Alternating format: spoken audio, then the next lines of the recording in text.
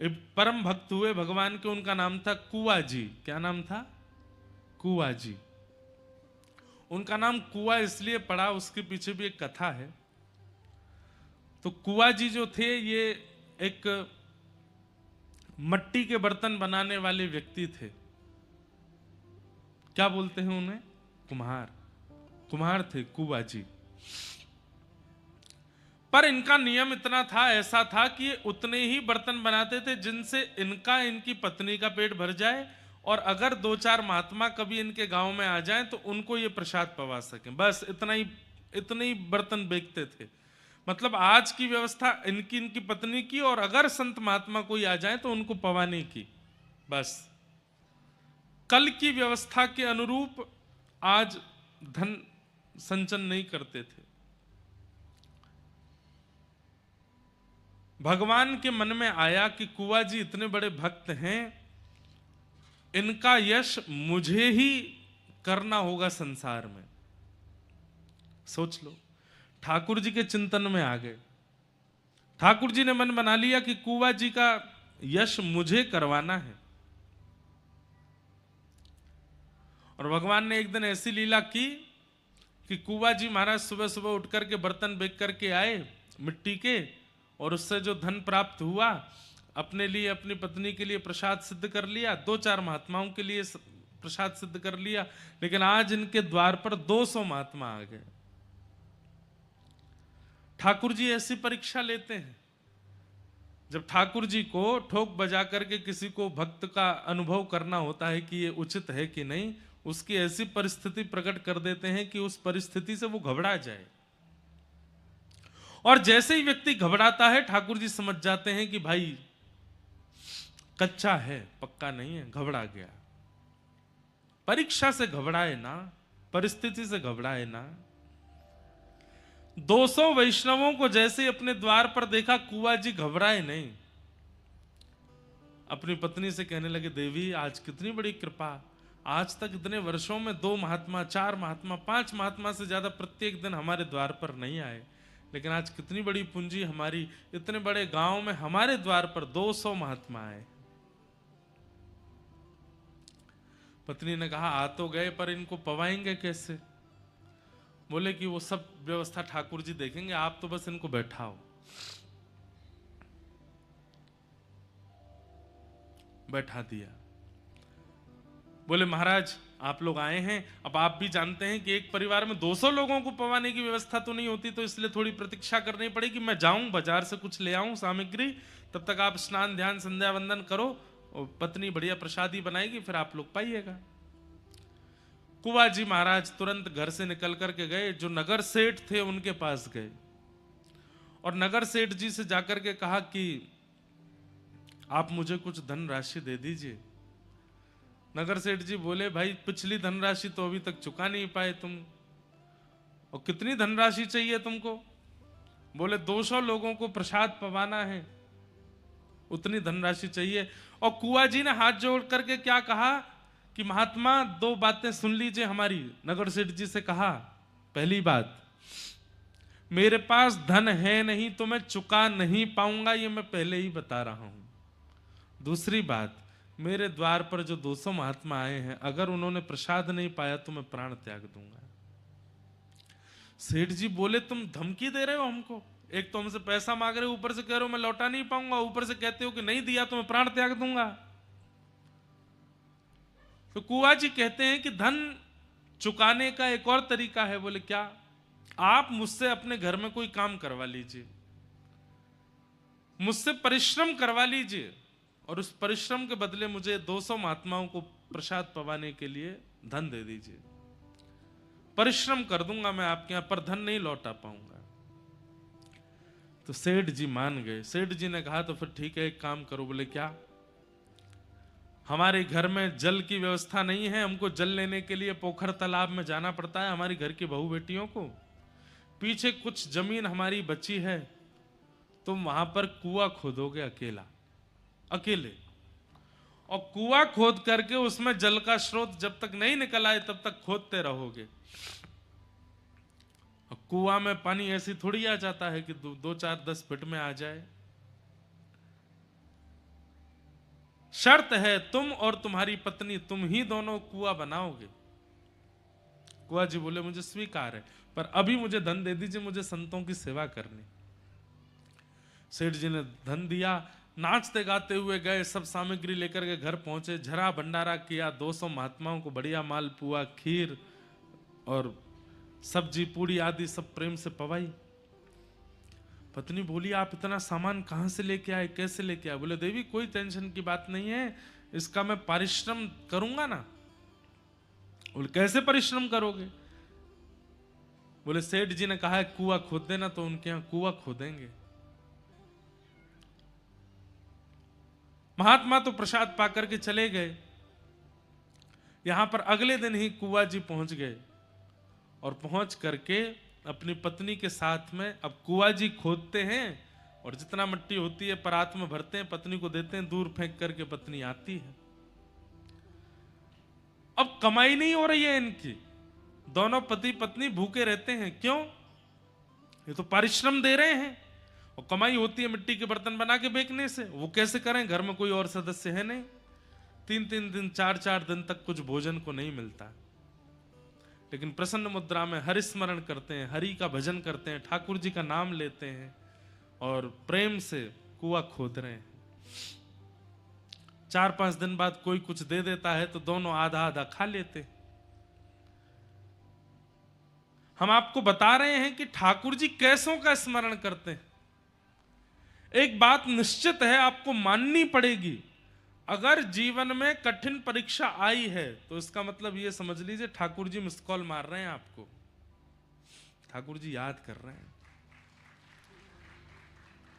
अगर बहुत smooth life चल रही है, सुबह नाश्ता कर लेते हैं, दोपहर में भोजन कर लेते हैं, रात्रि डिनर करके बढ़िया प्रेम से तान दुपट्टा सोते हैं, एसी चला के, हीटर चला के, बहुत बढ़िया नींद आ जाती है, कोई डिस्टरबेंस नहीं है, कोई टेंशन नहीं, कोई सिर पर भार नहीं है, सब कुछ बहुत बढ़िया है, तो इसका मतलब ठाकुर जी ने ब्लॉक मार रखे हो, आप देख ही नहीं रहे, आपका नंबर ही नहीं आ रहा ठाकुर जी के आगे, इसीलिए तो सब बढ़िया चल रहा है। भाई टीचर की दृष्टि में आओगे तभी तो परीक्षा होगी।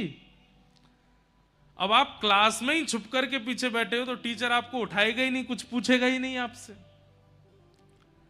अगर जीवन में परीक्षा नहीं है तो इसका मतलब आप छुप गए हो, ठाकुर जी को दिख नहीं रहे हो, या ठाकुर जी देख नहीं रहे हैं।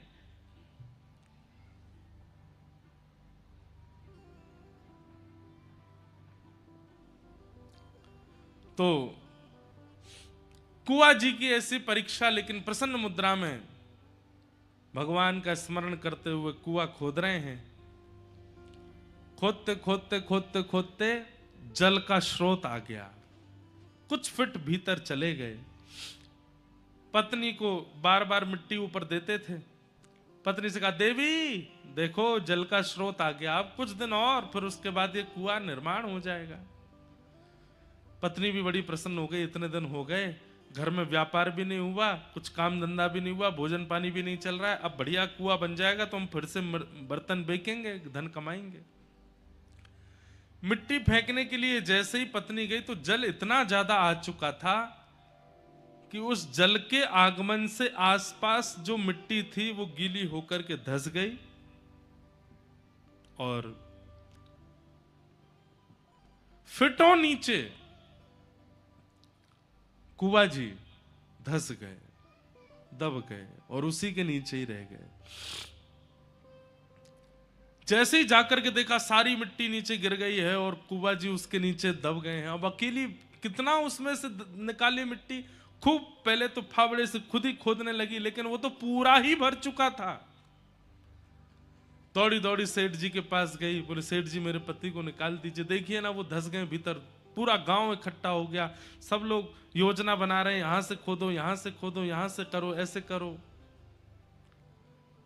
पर अंत तो गत्वा, क्योंकि कुआं जी इतने प्रसिद्ध और इतने बड़े व्यक्ति नहीं हैं, इसलिए गांव के लोगों ने कहा परिश्रम करके हम मिट्टी निकाल भी देंगे तो भी कुआं जी जीवित तो मिलेंगे नहीं, मर चुके होंगे। इतनी देर हो गई है, इतनी मिट्टी में धंस करके व्यक्ति कैसे बच सकता है।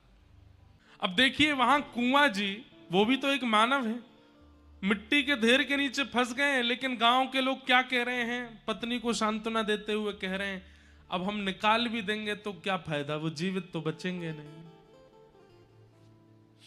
पत्नी कह रही है कि इतनी जल्दी आप लोग कैसे मान रहे हैं? बोले कि मान, इतनी संख्या में मिट्टी उनके ऊपर गिर गई है, वो जीवित कहां बचेंगे?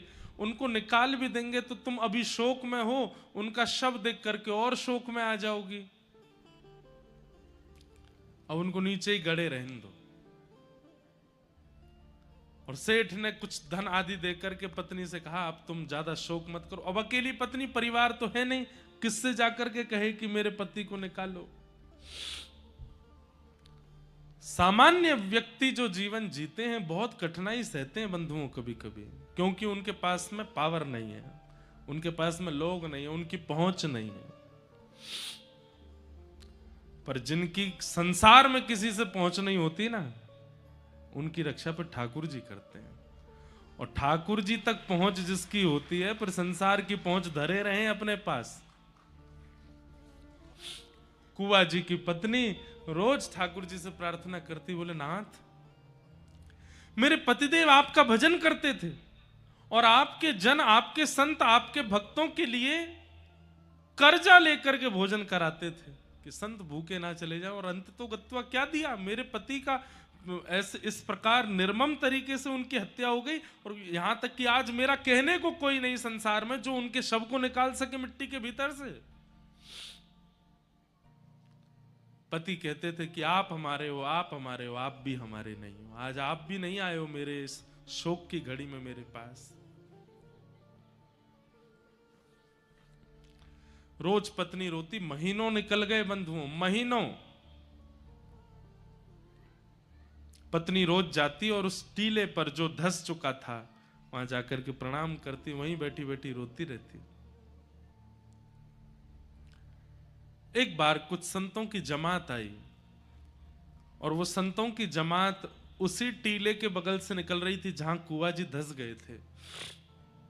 वहां उन्होंने अच्छी व्यवस्था जान वहां बैठ करके अपने प्रसाद आदि खोल करके पोटलियों से पाना प्रारंभ किया। तभी उनको हरिशरणम हरिशरणम हरिशरणम हरिशरणम हरिशरणम नाम की ध्वनि आने लगी। ढूंढने लगे ये कौन बोल रहा है, इतना मधुर, इतना शांत, इतनी धीमी स्वर में, लेकिन हमें इतना स्पष्ट सुनाई दे रहा है। और इस स्वर में ऐसा लगता है कि मानो मानो साक्षात हरि सामने खड़े हैं, उनको देखते हुए कोई बोल रहा है। इधर उधर दिशाओं में ढूंढने लगे कहां से ये ध्वनि आ रही है, कहां से ये स्वर आ रहा है, लेकिन कहीं कोई प्राप्त नहीं हुआ। तभी उन संतों ने कहा कि कौन बोल रहा है भाई, ये आकाशवाणी हो रही है क्या हरिशरणम की। तभी एक महात्मा ने कान लगा करके उस टीले में जब कान लगा करके देखा तो कहा अरे इसके भीतर से आवाज आ रही है। खूब सारी संख्या में वो महात्मा थे, कोई कुल्हाड़ी लेकर के, कोई खपरेल लेकर के, कोई जो साधन मिला सब लेकर के उसको खोदने लगे। गांव के लोग इकट्ठे हो गए, अरे भैया क्या कर रहे हो, काय को खोद रहे हो? बोले अंदर से आवाज आ रही है, अंदर कीर्तन कीर्तन की ध्वनि सुनाई दे रही है। पूरा गांव इकट्ठा हो गया। किसी ने जाकर के कुआ जी की पत्नी को बताया, बोले जहां कुआ जी दबे थे आज कुछ महात्मा मिलकर के वहां खोद रहे हैं और ऐसा कह रहे हैं भीतर से आवाज आ रही है। पत्नी दौड़ी दौड़ी गई, वहां जाकर के जब देखा तो सब संत लगे हैं खोदने में। खोदते खोदते खोदते 2 दिन बीत गए। गांव के लोग भी अब अविश्वास, अरे हम तो पहले ही मना कर रहे थे, इतने महीने हो गए, कहां कंकाल भी नहीं बचा होगा उनका तो। अरे यहां से ध्वनि आ रही है स्वर की। थोड़ी देर में पूरे गांव को भी वो ध्वनि सुनाई देने लगी, हरिशरणम हरिशरणम हरिशरणम। खोदते खोदते 2 दिन बाद जैसे ही अंतिम परत पर पहुंचे, जैसे ही मिट्टी हटा करके देखा तो क्या पाया, सुंदर दिया जला है, सामने साक्षात ठाकुर जी का श्री विग्रह विराजमान है और कुआ जी बैठ करके खूब मधुर वहां भजन कर रहे हैं, ठाकुर जी का हरिशरणम नाम संकीर्तन कर रहे हैं। कभी हाथ में करताल लेकर के नृत्य करने लगते हैं, कभी बैठ करके प्रणाम करने लगते हैं, वंदन। देख करके किसी को भी विश्वास नहीं हुआ, ये कैसे हो सकता है। महीनों पहले दब चुका व्यक्ति, महीनों पहले जिसकी मृत्यु हो गई नीचे दब करके, वो जीवित कैसे है? क्योंकि हरि के स्मरण में कुआ जी हैं। कुआ जी के स्मरण में हरि हैं, ये पहली बात है। पर कुआ जी के मन में हरि स्मरण होते होते होते एक स्थिति ऐसी आई कि अब हरि के स्मरण में कुआ जी हैं, तो चाहे जैसी परिस्थिति आ जाए, हरि के स्मरण में जो आ जाता है, परीक्षाएं तो उसकी होती हैं लेकिन कोई उसका बाल बांका नहीं कर पाता। जीवित कुआ जी वहां से निकल करके बाहर आए। अब तो पूरा गांव उनको पूजने लगा, वंदन करने लगा। ठाकुर जी ने उनका यश बढ़ाया। हमारा कथा सुनने का उद्देश्य ये कोई मनोरंजन नहीं है बंधुओं। ये मनोरंजन के लिए नहीं आते हैं हम, या मनोरंजन के लिए नहीं आते हो आप। ये मनोमंथन का विषय है। हमारा उद्देश्य कोई और ना बन जाए, व्यापार वृद्धि ना बन जाए, वंश वृद्धि ना बन जाए, लोक प्रसिद्धि ना बन जाए। कथा से केवल एक ही चाहिए, मेरा सुमिरन हरि करें। अब वो मेरा स्मरण कर लें, अब वो मुझे याद कर लें, अब वो मुझे को एक बार अपने हृदय में एक बार बस मेरा नाम बोल दें। इस श्रेष्ठता को प्राप्त करने के लिए जो जो व्यवस्थाएं करनी पड़े वो सब मैं करूंगा, बस हरि मेरा स्मरण कर लें। इसी के लिए कथा सुन रहे हैं हम। ऐसे एक चरित्र आता है, श्रीमद वल्लभाचार्य जी महाराज के एक शिष्य थे गोवर्धन में। उनका नाम मुझे याद नहीं आ रहा, भगवान दास नाम था संभवतः। तो वो ठाकुर जी को अपना सखा मानते थे। तो उनका नियम ऐसा था, वो ठाकुर जी के सखा हैं, ठाकुर जी उनके साथ खेलने के लिए वन में जाते थे।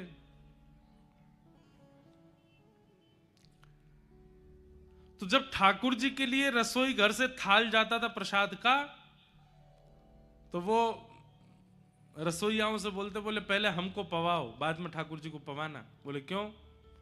बोले हम पहले पा करके वन में जाके सब व्यवस्था करेंगे ठाकुर जी की, वहां ठाकुर जी खेलने आते हैं, कहीं कोई दिक्कत नहीं हो जाए।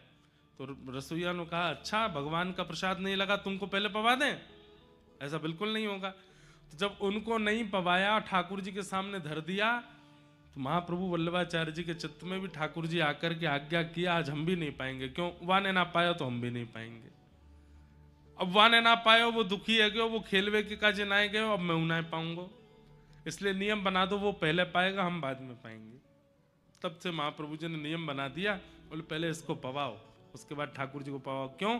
ठाकुर जी का सखा है, जितनी देर ठाकुर जी प्रसाद पाते हैं उतनी देर वन में जाके सब व्यवस्था कर लेता है।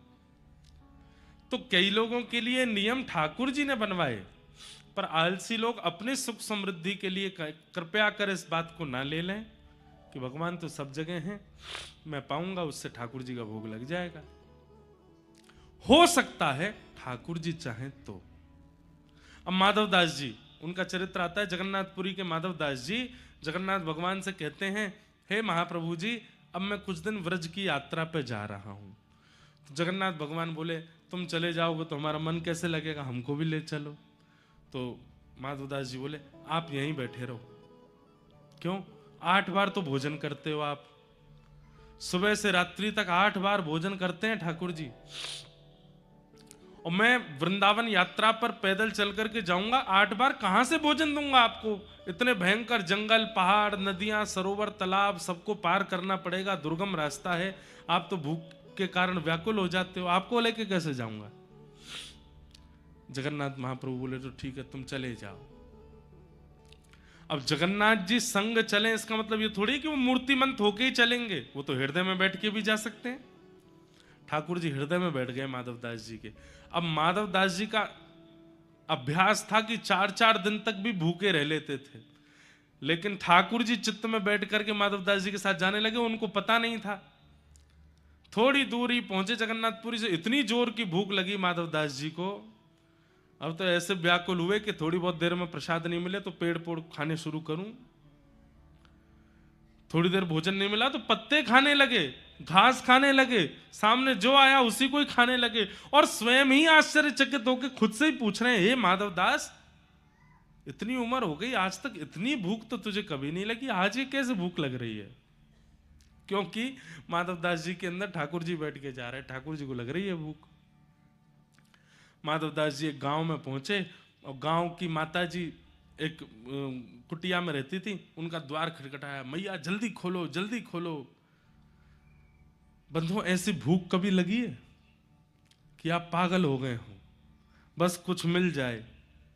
नहीं लगी होगी। हम लोगों को ऐसी भूख नहीं लगी है अभी तक। पर एक बात शास्त्रों में कहते, महाभारत कहती है कि पुत्र शोक महाकष्टम, माता पिता के सामने पुत्र की मृत्यु हो जाना ये महाकष्ट है, पर इससे भी विशाल कष्ट होता है कष्टात कष्ट करित क्षुधा, भूख लगना और भोजन का ना मिलना, उससे भी बड़ा कष्ट है। माधवदास जी की ऐसी स्थिति हो गई, गेट खटखटाने लगे, मैया बोली अरे रुको रुको आती हूं। द्वार खोल के देखा, कहो बाबा क्या बात है, इतने व्याकुल? मैया जो है घर में, जो है घर में मुझे खिला दो, मुझे भूख लगी है, बहुत तेज भूख लगी है। बैठो बैठो, इतने व्याकुल। बोले बैठने का मन, जो रखा है तो बनाना नहीं है, जो रखा है दे दो, पका हुआ है बिना पका हुआ है, जो है सब दे दो। बोले रोटी नहीं है, आटा दे दो, मैं आटा खा लूंगा, गेहूं दे दो, गेहूं चबा लूंगा, लेकिन मुझे दो। मैया बोली सब व्यवस्था है, बैठो। माधवदास जी बैठे, भोजन थाली लगा करके दी। माधवदास जी तो पाने लगे। भूखा व्यक्ति वो विचार नहीं करता कि रोटी को सब्जी से लगाऊं या चावल में दाल डालूं, वो तो बस खाता है। मैया बोली आराम से धीरे धीरे खाओ, और बाबा अकेले अकेले खाए जा रहे हो, इस बालक को भी खिलाओ। माधवदास जी बोले कौन बालक? तुम्हारे बगल में जो बैठा है ये बालक? कोई बालक नहीं है मेरे बगल में। अरे बाबा ऐसे कैसे बात करते हो, निश्चित कहीं से अपहरण कर लाए हो किसी मैया के प्यारे से बालक का, और कहीं मैं तुमको पकड़वा ना दूं इसलिए मेरे सामने नाटक कर रहे हो कि कोई बालक नहीं है। ऐसा सांवला सा बालक, बड़ी बड़ी आंखें इसकी, ऐसे जीभ में पानी आ रहा है, मुंह में पानी आ रहा है, तुम्हारी थाली की ओर देख रहा है, और तुम अकेले अकेले खा रहे हो, इसको नहीं पवा रहे? माधवदास जी बोले कोई बालक नहीं है मैया, मैं अकेला हूं। अरे तुम्हारे बगल में मुझे दिख रहा है, ठोड़ी पे हाथ धर के छोटा सा गदमदरा सा बालक, पीतांबरी पहने, सांवला सलोना सा, तुम्हारी थाली की ओर देख रहा है, घुंघराले केश हैं। माधवदास जी समझ गए, बोले ओहो, तभी मैं कहूं मुझे इतनी भूख क्यों लग रही है। जगन्नाथ जी जैसे ही कहा सोई ठाकुर जी प्रकट हो गए। बोले कहो माधवदास। बोले आप आ गए। बोले तुमको क्या लगता है कि हम स्थूल रूप में ही चलते हैं साथ में? हम सूक्ष्म रूप से तुम्हारे मन में बैठ करके वृंदावन जा रहे हैं, हमको भूख लग रही है इसलिए तुम खा रहे हो। महाराज जिन माधवदास जी को 30 दिन में वृंदावन पहुंच जाना था, 6 महीना में पहुंचे। क्यों? 10 कदम चलते हैं फिर भूख लग जाती है, फिर अपने मन से कहते हैं हे जगन्नाथ जी नेक नेक तो सबर कर लो, कम से कम 8 बार का भोजन 4 बार कर लो। यात्रा में बहुत दिक्कत होती है, इतना खाने के बाद चला भी नहीं जाता। लोग बाग पैदल यात्रा पर जाते हैं तो 2-4 किलो वजन कम होता है। माधवदास जी जब वृंदावन पहुंचे 10 किलो वजन बढ़ गया। इतना खाते हुए गए क्योंकि ठाकुर जी चित्त में बैठ के गए। तो अगर आप ये कहते हैं कि चित्त सब जगह ठाकुर जी हैं, व्यास जी कह रहे हैं, तो चित्त में भी तो हैं, भोग लगाने की क्या आवश्यकता? अरे ठाकुर जी स्वयं कहें कि मैं चित्त में हूं, हैं तो वो सबके चित्त में, पर वो एक्टिव है कि नहीं वहां पर, आपके द्वारा पाया गया प्रसाद वहां स्वीकार कर रहे हैं कि नहीं, ये विशेष बात। सच्चिदानंद रूपाय, सत्य परमात्मा को जब तक आप चैतन्य नहीं मानोगे, जब तक उनमें यह बुद्धि रखोगे कि वो जड़ हैं। अच्छा एक बात बताओ, व्यक्ति पाप करता है, उसको नहीं पता कि उसने पाप किया? पता है, पर व्यक्ति फिर भी पाप कर देता है। क्यों? क्योंकि उसके अंदर यह विश्वास भी है कि मैं पाप कर रहा हूं, किसी को नहीं दिख रहा, मतलब परमात्मा को भी नहीं दिख रहा है। उसे यह बात पता होती है कि परमात्मा देख रहे हैं, लेकिन वो परमात्मा की उपस्थिति की सत्ता पर विश्वास नहीं करता, इसलिए गलत काम करता है। एक जगन्नाथपुरी के राजा थे। उन राजा ने नियम बना लिया कि महाप्रसाद जैसे ही मंदिर से छूटता था, ठाकुर जी को अर्पित होने के बाद सबसे पहले वो महाप्रसाद उस राजा के यहां आता था। और राजा का स्वभाव था वो सिंहासन से उतर करके सबसे पहले महाप्रसाद ग्रहण करते, फिर पुजारी जी को प्रणाम करते थे, फिर किसी और से बात करते थे। प्रसाद की इतनी महिमा। एक दिन वो राजा अपने कुछ अन्य राजा सखाओं के साथ में कुछ खेल रहा था, चौसर खेल रहा था। इतना खेल में व्यस्त हो गया, इतना खेल में मगन हो गया, उसी समय पुजारी जी प्रसाद लेकर के आ गए। किसी ने आके कहा, राजन प्रसाद आया है महाप्रभु जी का। तो राजा ने कहा, बस बस 1 मिनट लगेगा मुझे, उनको बैठाओ, मैं अभी आता हूं। राजा यहाँ चौसर खेलने में लगा, बाहर जाकर के संकेत किया, बोले राजा कह रहे हैं वो अभी आएंगे, आप 2 मिनट प्रतीक्षा करो। तो पुजारी जी को ये बात अच्छी नहीं लगी कि इन्होंने प्रतीक्षा करने के लिए कहा, ठाकुर जी का प्रसाद प्रतीक्षा करेगा। पुजारी जी उठ करके वहां से चले गए। जैसे ही पुजारी जी वहां से गए तो थोड़ी देर में राजा खेल से निवृत्त होकर तुरंत भागा, प्रसाद आया, प्रसाद लेकर के आओ। तो सैनिकों ने कहा, प्रसाद तो ले गए पुजारी जी, आपने प्रतीक्षा के लिए कहा तो उदास होकर के ले गए। राजा को इतनी ग्लानि हुई कि मैंने प्रसाद आया और मैंने मना कर दिया। मैं खेल में इतना तल्लीन हो गया, उसमें इतना मगन हो गया कि द्वार पर आए हुए प्रसाद की अवहेलना कर दी मैंने। अपने हाथ को देखने लगा, इसी हाथ से मना किया था मैंने, अब ये हाथ मेरे अंग पर रहने लायक नहीं है, पर अपने आप अपने हाथ को कैसे काटूं। सुनिएगा, बड़ी सुंदर कथा है। तो राजा ने क्या किया, एक दिन बड़ी चिंता में सभा में बैठा था। तो मंत्री जी ने पूछा, राजन आप इतनी चिंता में क्यों बैठे हो? तो राजा ने कहा, मैं तुम्हें बताऊं, तुम किसी को तो नहीं बताओगे? मंत्री बोले, नहीं मैं किसी को नहीं बताऊंगा। बोले, एक प्रेत मेरे कक्ष में आता है रात में, और रात में वो प्रेत नहीं दिखता, केवल उसका हाथ जंगले से दिखाई देता है, और उसका हाथ देख करके मुझे बड़ा डर लगता है। मंत्री बोले, आपने हमें पहले क्यों नहीं बताया? बोले, डर के कारण नहीं बताया। बोले, क्या चाहते हैं आप? बोले, मैं चाहता हूं कि कोई उस प्रेत का हाथ काट दे तो मेरे को रात में जो भय होता है वो ठीक हो जाए। मंत्री बोले, आज आप चिंता मत करो, मैं आपके कक्ष में सोऊंगा और तलवार लेकर के बैठूंगा, जैसे ही वो प्रेत आएगा, हाथ दिखाएगा, हल्ला करेगा, मैं उसका हाथ काट दूंगा। राजा बोले, ठीक है। मंत्री नीचे गद्दा लगा करके सो गए, राजा पलंग पर सो गए। जैसे ही मंत्री की थोड़ी आंख लगी, राजा चुपचाप उठ करके बाहर गए और खिड़की खोल करके अपना ही हाथ भीतर डाल करके आवाज करने लगे जोर जोर से। मंत्री ने तुरंत उठ करके राजा का हाथ काट दिया। लेकिन जैसे ही देखा तो क्या पाया, अरे ये तो राजा ही हैं। राजा ने अपना हाथ कटवा दिया। मंत्री ने कहा, राजन आपने तो कहा था कोई प्रेत है, आपने अपना हाथ कटवा दिया।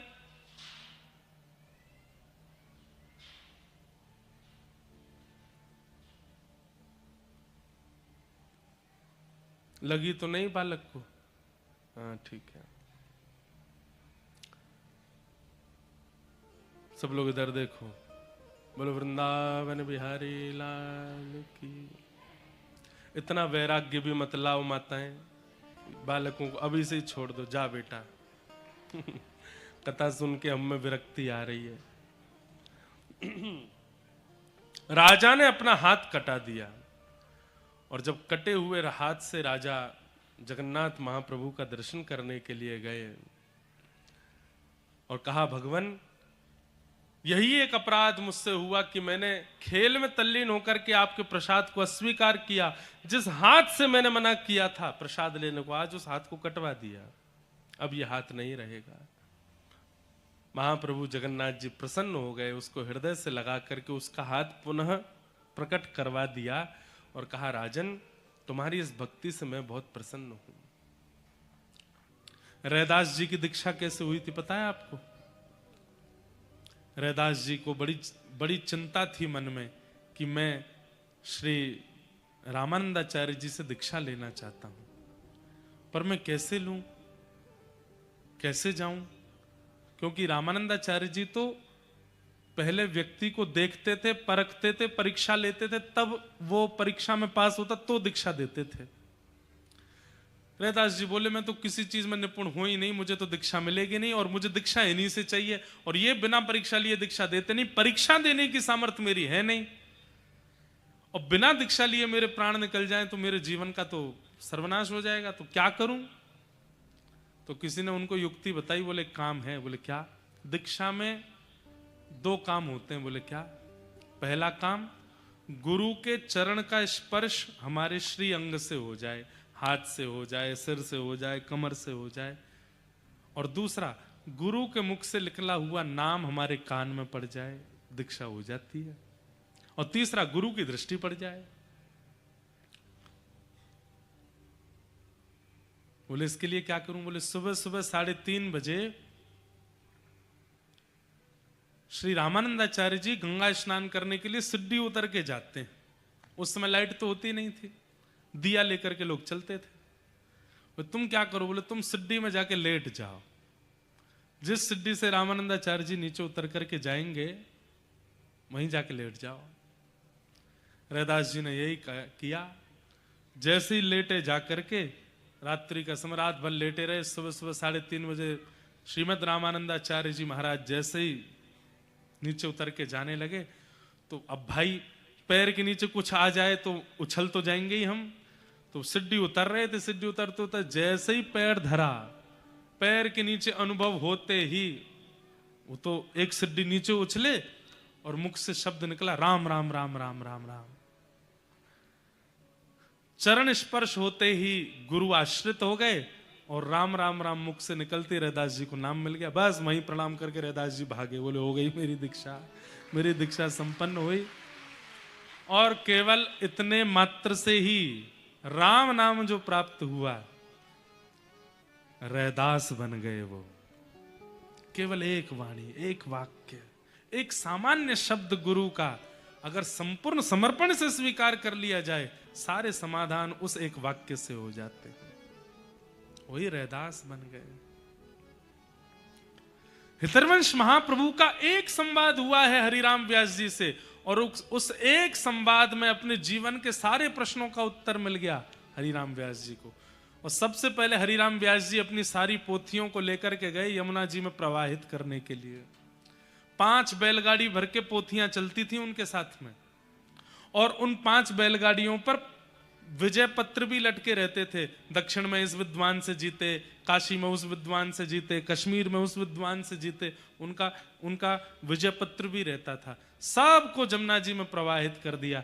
किसी ने आके कहा आप जमुना जी में क्यों डाल रहे हैं, किसी को दे दो, कोई पढ़ लेगा उसके काम आ जाएगा। बोले मेरे काम नहीं आई तो किसी और के काम कैसे आएंगे, सब जमुना जी में ही रहने दो। और बस उसी दिन से श्री हरिराम व्यास वृंदावन के हो गए, और वृंदावन को ही उन्होंने अपना सर्वस्व मान लिया। श्री वृंदावन के रूख हमारे, मात पिता गुरु बंधु। देखिए हरिराम व्यास जी वृंदावन में कैसे रहते हैं। अगर कोई प्रेरणा ले सके तो ले लो। वृंदावन के बड़े बड़े वृक्षों को उन्होंने अपना परिवार बना लिया, और केवल माना नहीं, वास्तविकता में परिवार मान ही लिया। ये पेड़ जो राधा वल्लभ जी के बगल में है, ये कौन है? बोले ये हमारे पिताजी हैं। राधा वल्लभ जी के उस तरफ वाला पेड़ ये हमारी माता जी हैं। राधा रमन जी के द्वार पर जो पेड़ है ये कौन? ये हमारे चाचा जी हैं, ये हमारे फूफा जी हैं, ये हमारी बुआ जी हैं, ये मेरी बहन है, ये मेरा भैया है, वो है। इस प्रकार वृंदावन के सारे वृक्षों को ही अपना परिवार बना लिया। और हर दिन जब उस मार्ग से निकलते तो पेड़ों से ही हाथ जोड़ते हुए प्रणाम, और फूफा जी ठीक हो, सब आनंद मंगल, सब प्रसन्न हैं, चलो थोड़ा आपको जल पिला देते हैं। और पिताजी महाराज आप ठीक हो, आपकी कृपा से राधा वल्लभ जी कृपा करेंगे। वृंदावन के रूख हमारे, मात पिता गुरु बंधु। गुरु गोविंद साधु गति मीते, सुख फल फूलन की गंध। इन्हीं पीठ दे अनत डीठ कर, सो अंधन में अंध। व्यास इन्हीं छोड़हु छुड़ावे, ताको परे निकंध। हरिराम व्यास जी का एक नियम था कि वो वृंदावन से इतना प्रेम करने लगे थे कि अब वृंदावन से कोई जाता भी था, हरिराम व्यास जी के कान में पता चल जाए। बोले क्या? अरे कोई सागर से लोग आए थे वृंदावन दर्शन करने, अच्छा अच्छा अब जा रहे हैं वापस। तो हरिराम व्यास जी एड़ी से चोटी तक का दम लगा देते थे कि उन लोगों को वृंदासी है, जान लो हमें हम वृंदावन वासी। अरे ऐसे वृंदावन को छोड़ के कौन जाता? हरिराम व्यास जी रोने लग जाते कोई वृंदावन से जाता था तो। महात्मा जी बोले हमको हरिद्वार जाना है, हमारे शालिग्राम जी दे दो। हरिराम व्यास जी अंदर गए, पर्दा किया, खिड़की पर एक घोंसला था, घोंसले में छोटी सी चिड़िया बैठी थी, चिड़िया पकड़ ली और डिब्बा में बंद करके चिड़िया शालिग्राम जी धर दिए ठाकुर जी के पीछे और चिड़िया दे दी उनको।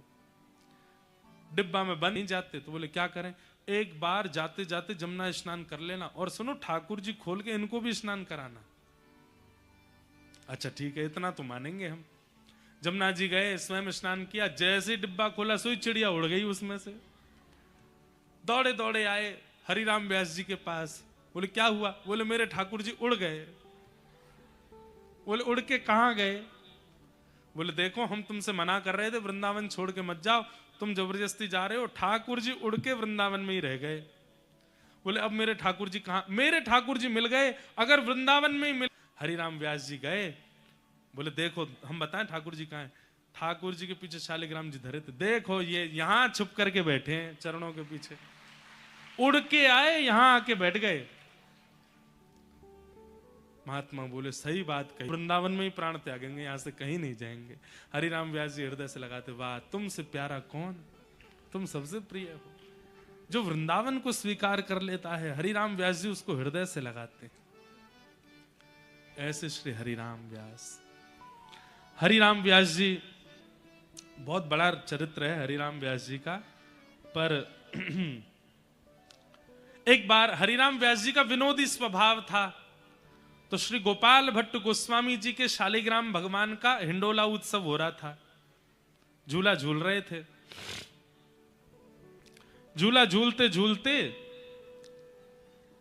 वहां सब बड़े बड़े लोग पधारे, हरिराम व्यास जी को भी बुलाया, आप भी पधारो, और पधार करके कोई पद पदावली गाओ।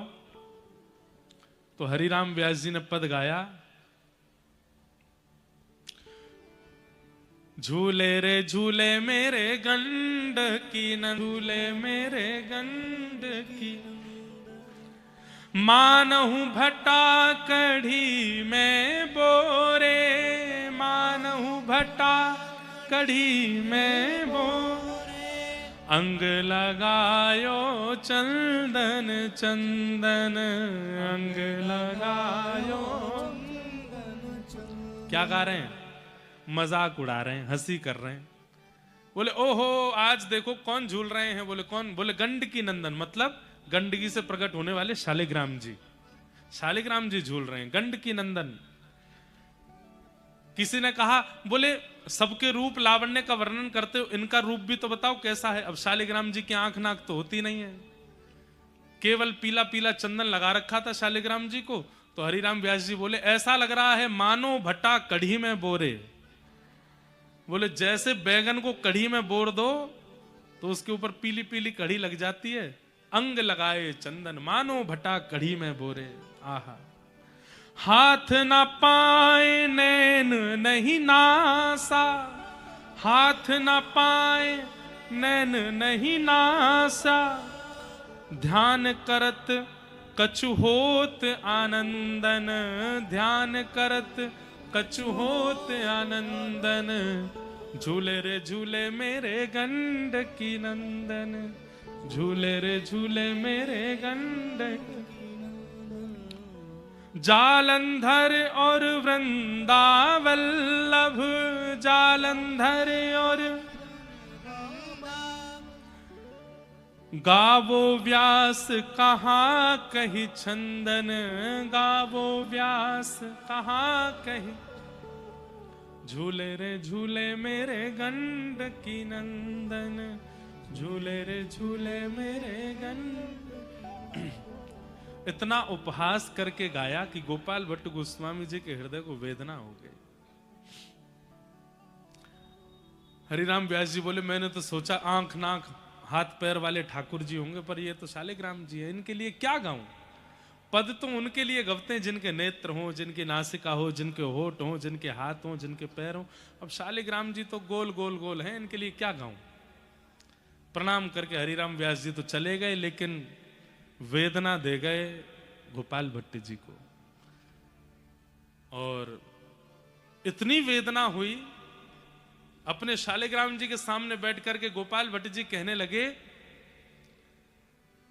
आपकी आंख क्यों नहीं है, आपके हाथ क्यों नहीं है, आपके पैर क्यों नहीं है, आपका रूप स्वरूप क्यों नहीं है। जब आप नृसिंह बनकर के खंबे से प्रकट हो सकते हो प्रहलाद के लिए, मेरे लिए शालिग्राम से प्रकट नहीं हो सकते। इतनी वेदना में रोए रात भर श्री गोपाल भट्ट गोस्वामी कि जैसे ही प्रातःकाल होते ही यमुना स्नान करने के लिए गए, लौट करके आए तो क्या पाया, शालिग्राम भगवान को सुलाते समय जो चादर उड़ाई थी रात को, वो चादर ऐसे जैसे अभी सीधी चादर डली हो, खड़ी हो जाए तो ऐसे चादर डली है। बोले कि अरे, उनको लगा कोई सांप तो नहीं है भीतर, ये चादर ऐसे उठ कैसे गई। तो कोई डंडी से ऐसे उठा करके जैसे ही चदरिया हटाई महाराज, शालिग्राम जी से श्री राधा रमण लाल प्रकट हो गए हैं। बोलो राधा रमण लाल की जय। कथा आप सब लोगों को संभवतः पता है कि दुर्योधन का सर्वांगीण अंग जो है वो लोहे के समान है, केवल उसकी जंघा ही रह गई है। उसमें भी भगवान ही कारण बने थे, क्योंकि जब दुर्योधन को माता जी ने निर्वस्त्र रात्रि में आने के लिए कहा ताकि वो अपने नेत्रों से उसको देख करके अपनी संपूर्ण ऊर्जा से उसको लोहे का बना दें, गांधारी ने, तब भगवान ने ही बीच में आकर के एक केले का पत्ता दिया। बोले कि अरे, मां के सामने निर्वस्त्र नहीं जाना चाहिए, कम से कम कौपीन पहन के तो जाओ, कौपीन नहीं है तो केले के पत्ते से ढक के जाओ। तब दुर्योधन ने भगवान की बात मान के केले का पत्ता लगा लिया, तो सर्वांगीण अंग तो लोहे का हुआ, लेकिन केवल कटी भाग जो है वो रह गया। तब भगवान ने आज्ञा की, भीम ये कैसे भी नहीं मरेगा, नहीं तो भीम की प्रचंड गदा यदि किसी के मस्तिष्क का स्पर्श कर ले और उसका सिर भेदन ना हो, घुमा घुमा कर। बोले दुर्योधन ने भीम ने दुर्योधन की जंघा पर प्रहार किया, और आप आश्चर्य करेंगे, आपके भैया कृष्ण की आज्ञा से किया। ये बात सुनते ही बलराम जी को क्रोध आया। अधर्म करते हुए जीते पांडव, और वो भी कृष्ण को संग रखते हुए उन्होंने अधर्म किया, मैं ये सहन नहीं करूंगा। तुरंत बलराम जी ने अपने हल मूसल उठाए और सीधे दौड़े कुरुक्षेत्र की ओर। यहां सब पांडव जश्न मना रहे थे अपनी विजय का। इतने में ही देखा पृथ्वी कंपायमान हो रही है। पांडवों ने कहा, भगवान ये भूकंप जैसी स्थिति बन रही है, क्या हुआ। बोले ये प्राकृतिक भूकंप नहीं है,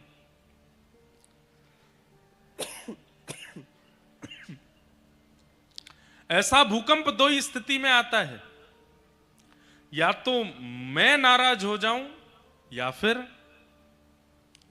शेषनाग जिनकी सिर के ऊपर तिल के समान पृथ्वी है वो नाराज हो जाएं। मैं तो प्रसन्न हूं, तो निश्चित है कि शेषनाग ही नाराज हुए, और शेषनाग ही बलराम जी हैं। बलराम जी के कोप के कारण पृथ्वी पर भूचाल आ रहा है। तभी देखा तो श्री बलराम जी महाराज हल मूसल लेकर के और दौड़ रहे हैं, और बस चिल्ला रहे हैं, भीम मेरे सामने आ, तू मेरे साथ युद्ध कर, तूने धर्म विरुद्ध कार्य किया। हाँ, दुर्योधन की नाभि से नीचे तूने प्रहार करके उसको निर्बल बना करके और स्वयं जीत गया महाभारत के युद्ध को। ये धर्म विरुद्ध मैं नहीं सहन करूंगा। आज मेरे हल मूसल तेरे मस्तिष्क का भेदन करेंगे। गर्जना करने लगे बलराम जी। तभी भगवान बोले, भीम तुम खड़े रहो, आने दो बलराम जी को, हम देख लेंगे क्या करना है, कैसे करना है।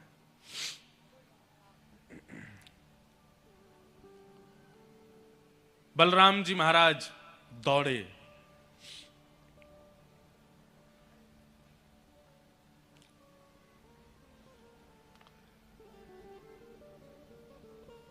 भीम खड़े हैं, थर थर कांप रहे हैं। बलराम जी दौड़ करके आ रहे हैं अपने हल मूसल दिखाते हुए। तभी ठाकुर जी ने एक योजना बनाई और भीम के सामने खड़े होकर के भगवान ने दंडवत प्रणाम किया बलराम जी को। जैसे ही देखा कि लाला दंडौत कर रहा है, कन्हैया दंडवत कर रहे हैं, बलराम जी तो अपना सारा कोप भूल गए, हल मूसल धूल फेंक करके और ठाकुर जी को उठा करके अपने हृदय से लगाया। एक सीख यहां पर यह मिलती है, बड़े लोगों का क्रोध शांत करने का एक ही तरीका है, उनके चरणार विंद, उनके श्री चरणों को पकड़ लो।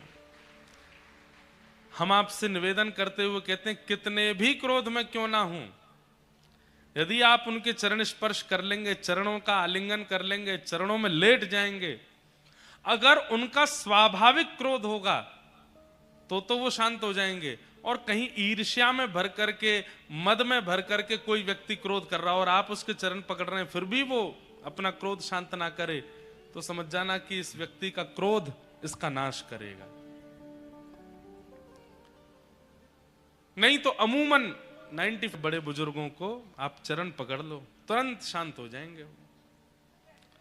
बलराम जी तो सब गुस्सा भूल गए, ठाकुर जी को उठाया, हृदय से लगाया। अरे लाला तू काई को चरणन में प्रणाम करे, अरे मोह तो तेरी बड़ी याद आ रही, लाला तू स्वस्थ तो है ना, इतना बड़ो महाभारत युद्ध भयो तो को खरोंच तो नहीं आई?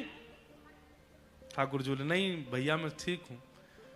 थोड़ी देर में मानो सारा गुस्सा भूल गए, लेकिन थोड़ी देर बाद जब भीम की ओर पुनः दृष्टि गई, लाला तूने यहां बैठ तो बाद में बात करूंगा, पहले यार भीम को सबक सिखाऊं, मेरे हलमुशल कहां हैं? भगवान बोले, भैया क्यों नाराज हो रहे हैं आप, क्यों क्रोध कर रहे हैं, क्यों मारना चाहते हैं आप भीम को? धर्म विरुद्ध आचरण किया है भीम ने, धर्म युद्ध में नाभि से नीचे प्रहार करना मना है और इसने नाभि से नीचे प्रहार करके युद्ध को अपने पक्ष में लिया है। यह धर्म विरुद्ध कार्य मेरे जीते जी तो नहीं होगा। लाला तू तो बड़ो दयालु है, तू तो बड़ो कृपालु है, सबन पर दया करे, तेरी बात अलग है, पर मैं ये सब सहन नहीं करूंगा, मैं याकू सबक सिखा के रहूंगा।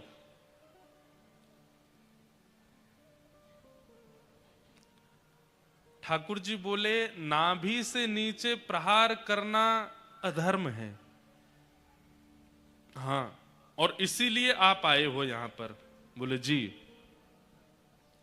भगवान बोले, तो फिर अबला नारी, रजस्वला नारी भरी सभा में निर्वस्त्र की जा रही हो, यह कौन सा धर्म है? एक नारी अपने मासिक धर्म में है, उसके पति जुआ हार गए हैं और वहां यही दुर्योधन, यही दुशासन उसकी साड़ी खींच के निर्वस्त्र कर रहे थे, यह कौन सा धर्म था भैया? बलराम जी निर्वाक हो गए। और यदि वह धर्म अधर्म था तो वहां आप क्यों नहीं आए दुर्योधन का शिरच्छेदन करने के लिए? वहां आप क्यों नहीं आए दुशासन के हाथों को काटने के लिए? एक भरी सभा में नारी का अपमान किया जा रहा था, तब आप नहीं आए। और आज जब महाभारत युद्ध में दो पक्ष युद्ध कर रहे हैं, दो राजा युद्ध कर रहे हैं, और राजा युद्ध जीतने के लिए कुछ भी करता है, केवल नाभि से नीचे जंघा पर प्रहार कर दिया। और यह बात आप भी जानते हैं कि पूरे शरीर में कहीं भी प्रहार करने से दुर्योधन मरने वाला नहीं है, उसकी जंघा पर ही प्रहार होगा, तभी वो गिरेगा। इतना सब जानते हुए भी आप हल मूसल उठा करके यहां भीम को मारने के लिए चले आए, मुझे आश्चर्य हो रहा है आप पर। यदि उस समय आपका यह क्रोध उत्पन्न हुआ होता तो आज महाभारत युद्ध की नौबत नहीं आती भैया। ध्यान से सुनिए, अधर्म करने वालों को सबक सिखाने के लिए कई धर्मावलंबी उतर आते हैं और धर्म का नाम लेकर के उनको सिखाने का प्रयास करते हैं। ठाकुर जी कहते हैं, अधर्म हो जाने के बाद फिर वहां धर्म का प्रचार करना, धर्म की बातें बताना, ये इतनी बड़ी बात नहीं है। जब अधर्म का बीज बोया जा रहा था उसी समय उस पौधे को निचोड़ देना, यह धर्म धार्मिक व्यक्ति का लक्षण होता है। अब पेड़ बन गया है, विशाल वृक्ष बन चुका है अधर्म का, और अब आप लेकर के गए, अब हम इसको काटेंगे, अब हम इसको नष्ट करेंगे, अब इसके लिए हम मुहिम चलाएंगे, इसके पीछे हम दौड़ेंगे, इसका हम ये करेंगे। भगवान बोले कुछ नहीं होगा उससे। जब वो पौधा था तभी निकाल देना था, उसके बाद प्रयास करते रह जाओ, क्योंकि वृक्ष का नियम है काट दो वो फिर प्रकट हो जाता है। भैया आज महाभारत युद्ध की नौबत क्यों आई?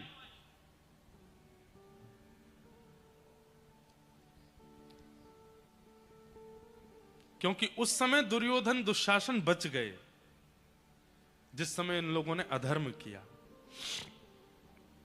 यदि उसी समय दुर्योधन दुशासन मारे जा चुके होते, बंधुओं एक बात सुनेंगे आप, पूरा महाभारत युद्ध, सब लोग इधर देखिए, ध्यान से हमारी ओर दृष्टिपात कीजिए, पूरा महाभारत युद्ध, चाहे उसमें शांति दूत बन के जाना हो, चाहे उसमें पांडवों को विजय दिलाना हो, चाहे अर्जुन के रथ का सारथी बनना हो, जो कुछ भी भगवान ने किया सबके पीछे एक ही बात थी, द्रौपदी का चीरहरण। ठाकुर जी उसको सह नहीं पाए। आगे प्रसंग आएगा, भीष्म पितामह भगवान से कहते हैं, भीष्म पितामह कहते हैं मुझसे बड़े पापी दुर्योधन, मुझसे बड़े पापी दुशासन, मुझसे बड़े पापी कृपाचार्य आदि सब लोग, पर उनको आपने एक बाण मारा, उनको आपने एक गदा मारी, और मेरे जैसा धार्मिक व्यक्ति जिसने अपने 100 जन्मों में कोई पाप नहीं किया, बाल ब्रह्मचारी, ब्रह्मचर्य का पालन करके जीवन निर्वहन करने वाला, मैं सत्यवादी, मैं सद्मार्ग पर चलने वाला भीष्म पितामह, मुझे आपने असंख्य बाण मार दिए।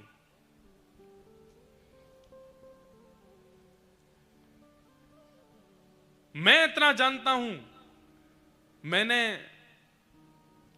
विवाह नहीं किया, जब कभी भी स्त्रियों का दर्शन किया तो उनके प्रति मातृभाव या बहन भाव ही रखा, और स्त्रियों की प्रति दूरदृष्टि रखने वाला वो दुर्योधन, उसको आपने इतनी दर्द भरी मृत्यु नहीं दी जितनी दर्द भरी मृत्यु मुझे दी है।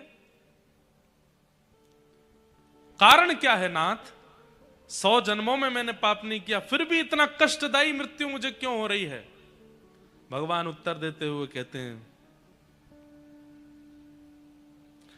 पाप करने वाला पापी होता है, पर पाप होते हुए देखने वाला महापापी होता है। कोई पाप कर रहा है और आप उस पाप को रोकने की सामर्थ्य होते हुए भी खड़े खड़े केवल देख रहे हो, ठाकुर जी कहते हैं उससे दुगना बड़ा पाप आपका है, क्योंकि आप सामर्थ्य होते हुए भी मुंह पर चुप्पी लगाए बैठे हो। आप यदि खड़े होकर के एक उंगली उठा देते और एक बार कहते, दुर्योधन खबरदार, जो तूने द्रौपदी का स्पर्श भी किया तो द्रौपदी का चीरहरण नहीं होता। मैं उस समय चीरहरण के समय दुर्योधन को नहीं देख रहा था, दुशासन को नहीं देख रहा था, मैं उस समय उस सभा में बैठे हुए भीष्म पितामह को देख रहा था कि भीष्म पितामह जैसे महारथी जिस सभा में बैठे हैं वहां स्त्री निर्वस्त्र नहीं हो सकती। लेकिन जब पता चला कि दुर्योधन भीष्म पितामह के होते हुए भी द्रौपदी निर्वस्त्र हो रही है, उसी दिन मैंने ठान लिया था कि दुर्योधन दुशासन इन सब की मृत्यु तो एक तरफ है, भीष्म पितामह की मृत्यु सबसे कष्टदायी होगी। क्यों? ये योग्य होते हुए भी देख रहे थे। धर्म की परिभाषा है क्या हम जानते ही नहीं हैं, बस क्योंकि ट्रेंड में चल रहा है इसलिए सब आगे आ जाते हैं।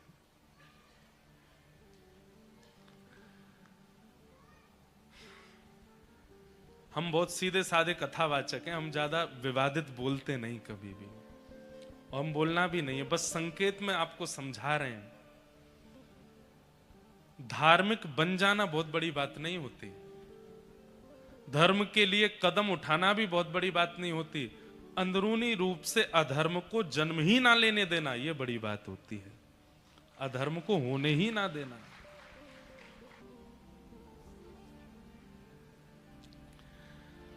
तो भगवान कहने लगे, बलराम जी इसको मत मारिए, भीम ने गलती नहीं की है, बल्कि भीम का कृत्य धर्म ही माना जाएगा। दाऊ दादा बोले कैसे? क्योंकि भीम ने नाभि से नीचे प्रहार किसको किया है वो व्यक्ति भी तो देखिए। वो व्यक्ति कौन है? बोले महाअधर्मी दुर्योधन। महाअधर्मी दुर्योधन को मारने के लिए धर्म का रास्ता अपनाएंगे हम? अधर्मियों को मारने के लिए तो अधर्म का ही रास्ता अपनाया जाएगा, वही धर्म कहलाएगा। अब कोई गौ हत्या करे बैठा है, गौ तस्करी करे बैठा है, अबला नारियों के साथ में गलत व्यवहार करता है, परिस्त्रियों के साथ गमन करता है, गलत गलत सारे उसने काम कर रखे, ये महापाप की श्रेणी में आते हैं। गौ हत्या, स्त्रियों के साथ दुर्व्यवहार, छोटे बालकों की हत्या, माता पिता के साथ दुर्व्यवहार, गुरुद्रोह, गुरु की हत्या, ये सब महापाप के अंतर्गत आते हैं। और महापाप करने वाला व्यक्ति यदि सामने आ जाए तो उसके लिए हम धर्म का पालन करेंगे कि धर्म कैसे हो, इसको दंडित धर्म के आधार पर दिया जाए? नहीं, उसको तो अधर्म के आधार पर ही दंड दिया जाएगा, क्योंकि वो महापाप की श्रेणी में है। तब दाऊ दादा ने प्रणाम किया, लाला तू ज्यादा गुस्सा मत करे, ठंडो है जा। इस प्रकार महाभारत का युद्ध पांडव जीते। लेकिन दुर्योधन मरा नहीं है। जंघा पर प्रहार करने से कोई मरता है? अचेत होकर गिर पड़ा है, बस उठ नहीं पा रहा है। तभी वहां गुरुपुत्र अश्वत्थामा आए। अश्वत्थामा ने आकर के कहा, मैं पहले ही कह रहा था मुझे अपना सेनापति बना दो, तुमने मेरी एक नहीं मानी, अब भी समय है, तुम आज्ञा दो, मैं इन पांडवों को जीवित नहीं देखूंगा। बंधुओं देखिए, महाभारत में जितने पात्र हैं, बहुत ध्यानपूर्वक हमारी ओर देखिए, कभी अवसर मिले ना तो महाभारत में कितने पात्र हैं, कितने कैरेक्टर हैं, गिनती कीजिएगा। संपूर्ण महाभारत में जितने पात्र आपको मिलेंगे उतने ही प्रकार के लोग इस दुनिया में हैं, उससे एक भी आगे नहीं, एक भी कम नहीं। और जहां तक मेरा अनुमान कहता है, आपको 81 प्रकार के लोग मिलेंगे महाभारत में, 81, और ज्यादा भी हो सकते हैं। और ये 81 प्रकार के स्वभाव, व्यवहार, विचार वाले लोग ही इस पूरे ब्रह्मांड में हैं। 8 अरब खरब जितने भी हों, 81 प्रकार के व्यवहार हैं, और वो सब महाभारत में है। इसलिए महाभारत का हर एक व्यक्ति हम हैं। अब जैसे दुर्भाव है, क्या कहता है गुरुपुत्र अश्वत्थामा से? अश्वत्थामा से कह रहा है कि गुरु भाई, गुरुपुत्र, यदि हम सिंहासन पर नहीं बैठे हस्तिनापुर के, तो ये भी नहीं बैठने चाहिए। जो मेरा नहीं हुआ वो मैं किसी और का नहीं होने दूंगा। ऐसे स्वभाव के लोग होते हैं संसार में। यदि मुझे नहीं मिला तो इसको भी नहीं मिलना चाहिए, और मुझे नहीं मिला तो इसको मिल गया, तो अब इसका हनन कैसे हो, इसकी हत्या कैसे हो, इसका दुरुपयोग कैसे हो, इसका बुरा कैसे हो, इस विचार में लगते हैं। ये विचारधारा वाले लोग ही दुर्योधन हैं। गुरुपुत्र अश्वत्थामा का व्यवहार कैसा है? पदेषणा। पदेषणा, पदेषणा किसको कहते हैं? उसको केवल पद की इच्छा है। मैंने किया क्या, क्या नहीं किया, इससे कोई मतलब नहीं है। मैंने अच्छा क्या किया, बुरा क्या किया, कमाई कितनी हुई, ना कमाई कितनी हुई, कोई इससे मतलब नहीं। बस मैं एक पद पर हूं, ये सबको पता होना चाहिए, मेरी एक पदवी है। गुरुपुत्र अश्वत्थामा वही है। अब आते ही क्या बोला है? मैंने पहले ही कहा था मुझे सेनापति बना दो, तुमने मेरी बात नहीं मानी, अब चलो अभी भी तुम्हारे पास समय है। बोले क्या? भेज दो मुझे, सोते हुए पांडवों को मार दूंगा, मुझे सेनापति घोषित कर दो। पूरी सेना मर गई, उसके बाद भी सेनापति बनना चाहता है। यह पदेषणा। अच्छा, कौरवों का मुखिया कौन है? धृतराष्ट्र। धृतराष्ट्र का स्वभाव क्या है? खुद की आंखें नहीं है, खुद को दिखाई नहीं देता। दूसरे की दृष्टि से देखता है, दूसरे के कहे सुनता है, पर निर्णय अपना देता है। मतलब संजय है उनके पास, वही देखता है, वही अनुभव करता है, वही बताता है, पर निर्णय कौन लेता है? निर्णय लेता है धृतराष्ट्र। देखने वाला कोई और है, बोलने वाला कोई और है, पर निर्णय का पूरा अधिकार अपने ऊपर लिए बैठे हैं ये धृतराष्ट्र हैं। ऐसे स्वभाव वाले लोग भी होते हैं, खुद हिल करके पानी भी नहीं पीते। 4 लोग लगा रखे हैं, तुम देख के आओ, तुम सुन के आओ, तुम बोल के आओ, तुम ये करके आओ, अंत में मुझे बताओ, मैं निर्णय लूंगा, होगा वही जो मैं चाहूंगा। दुशासन, ये धृतराष्ट्र है। अब हर एक व्यक्ति का एक स्वभाव निकल के आ जाएगा। कभी अवसर मिलेगा तो सागर में महाभारत की कथा भी करेंगे, लेकिन ताली तो आपने बजा दी। महाभारत की कथा 7 दिन की नहीं होती, महाभारत की कथा होती है 30 दिन की, 1 महीना की। क्योंकि महाभारत इतना विशाल ग्रंथ है कि उसकी भूमिका में ही 7 दिन निकलेंगे। लेकिन अद्भुत होगी, आज तक एक ही बार हुई है महाभारत की कथा, पूज्य मलुकपीठ वाले महाराज जी ने की है। क्योंकि महाभारत की कथा ऐसे नहीं होती, उसके अनुष्ठान भी बहुत बड़ा होता है उसका। और एक हमारे भारत में भ्रांति है कि महाभारत कराने से, सुनने से, पढ़ने से घर में लड़ाइयां होती हैं। कहां चले जाएं बताओ, हम भारतीय लोग ऐसा सोचते हैं। जिस महाभारत का थोड़ा सा अंश गीता पूरी पृथ्वी को भूचाल ला सकता है, सोचिए वो 700 श्लोकों की गीता इतनी प्रगाढ़ हो सकती है, संपूर्ण 1 लाख श्लोक महाभारत के कैसे होंगे? यन्ने भारत तन्ने भारत, अद्भुत है महाभारत। एक एक व्यक्ति को दर्पण दिखाई दे जाएगा। महाभारत की कथा में पता चल जाता है कि ये तो मैं हूं, ये जिसके बारे में चर्चा हो रही है, कहीं ना कहीं पता चलेगा शकुनी तो मैं ही हूं। कहीं ना कहीं पता चल जाएगा कि भाई ये धृतराष्ट्र कोई और नहीं है, ये तो मेरा ही स्वभाव है। और व्यक्ति को जब दर्पण दिखता है ना, तो व्यक्ति दर्पण में अपनी बिगड़ी हुई स्वरूप को संभाल लेता है। कोई दर्पण देखता ही नहीं है तो बिगड़ा ही रहेगा, अपने उसकी आंख, नाक, बाल वाल सब बिगड़े ही रहेंगे। महाभारत दर्पण है। कभी कृपा होगी ठाकुर जी की तो मेरा बहुत समय से मन है करने का, करूंगा एक बार महाभारत की कथा। गांधारी, और गांधारी कौन है? गांधारी का कैरेक्टर कैसा है? खुद के पास आंख भी है, खुद के पास सब कुछ भी है, लेकिन क्योंकि क्योंकि धृतराष्ट्र नहीं देख सकते, इसलिए स्वयं की आंखों पर भी पट्टी बांध लेती है। मतलब किसी पर, इसी को कहते हैं अंधविश्वास। वो तो देख ही नहीं रहा है और बिना देखे सब गलत कर रहा है, मैं भी नहीं देखूंगी। लो, अरे तुम्हारी तो आंख खुली रखो, तुम उसकी पत्नी हो, तुम अगर देख के बताओगी तो उससे बहुत कुछ अच्छा होगा। लेकिन उन्होंने गलत अर्थ निकाल लिया पतिव्रता नारी होने का। कैसा अर्थ निकाला? बोले ये नहीं देखते तो मैं भी नहीं देखूंगी। सबका अपना अपना एक कैरेक्टर है महाभारत में, और वो सब हम ही हैं। विषयों में रक्षा करते हैं। 5 पांडवों को तो नहीं मार पाया गुरुपुत्र अश्वत्थामा, पर द्रौपदी के सोते हुए 5 पुत्रों को मार दिया। अंधेरे के कारण पता नहीं चला, 5 पुत्रों को मार करके जैसे ही गया, प्रातःकाल होते ही पता चला कि वो तो 5 पांडव नहीं, द्रौपदी के 5 पुत्र थे।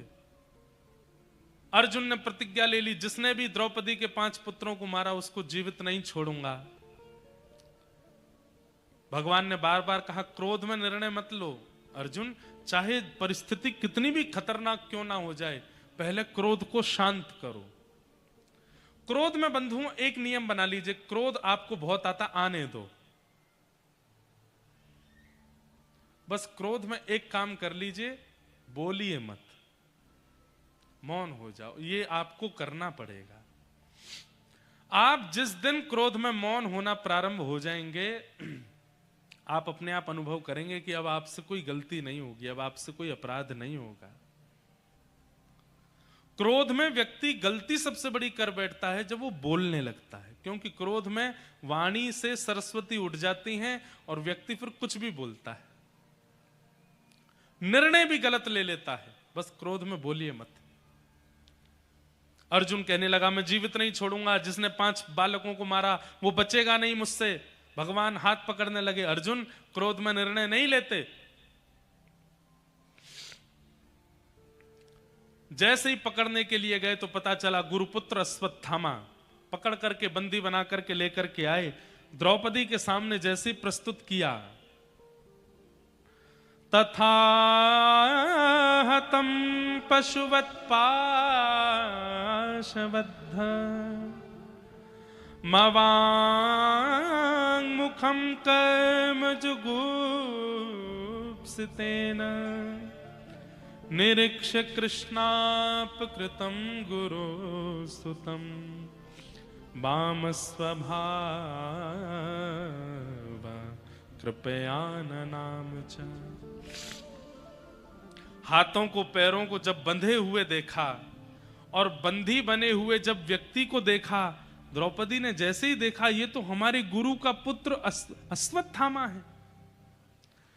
गुरुपुत्र अश्वत्थामा को बंधे हुए देख करके अर्जुन के चरणों में गिर पड़ी द्रौपदी और कहने लगी इसको छोड़ दो, इसको मुक्त करो, इसके हाथ पैर खोलो, इसको मत मारो।